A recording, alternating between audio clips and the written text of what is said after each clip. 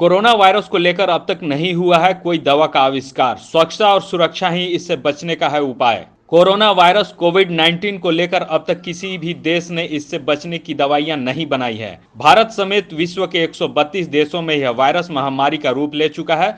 सभी देश छूने से फैलने वाली इस महामारी को लेकर चिंता में है और लोगों से स्वच्छता पर अधिक ध्यान देने की अपील कर रहे हैं। भारत में भी 4-5 राज्यों को छोड़कर किसी भी अन्य राज्यों ने इसे महामारी घोषित नहीं किया है। बिहार, उत्तर प्रदेश, उड़ीसा, उत्तराखंड, पश्चिम बंगाल में इसे राष्ट्रीय आपदा घोषित किया गया है और 31 मार्च तक स्कूल और कॉलेज बंद कर दिए गए हैं। झारखंड में स्वास्थ्य मंत्री बन्ना गुप्ता ने मुख्यमंत्री को पत्र लिखकर इस वायरस के खतरे से निपटने के लिए school, college, park, cinema hall और सार्वजनिक सभागार बंद करने का आग्रह किया है। कैसे फैलता है वायरस?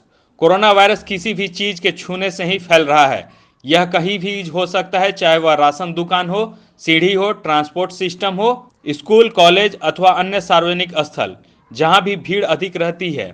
इसलिए हाथों को सैनिटाइजर से धोने, सार्वजनिक स्थलों को सैनिटाइज करने की चेतावनी दी जा रही है। कोरोना वायरस का संक्रमण सबसे अधिक बच्चों और चिकित्सकों में हो सकता है। स्कूल में बच्चों के लिए बैठने की जो जगह है वह 1 मीटर से कम है। बच्चों को ले जाने वाली बसों में भी इस मानक का ख्याल नहीं रखा जा रहा है। बसों को अथवा ऑटो को सैनिटाइज नहीं किया जा रहा है। अस्पतालों में जो मरीज आ रहे हैं वे सबसे पहले चिकित्सक के संपर्क में आ रहे हैं। एसी बस, एसी बोगी और एसी कार्यालयों में भी इसके फैलने की संभावना सबसे अधिक बताई जा रही है। लाइव झारखंड ब्रेकिंग के लिए ब्यूरो की रिपोर्ट।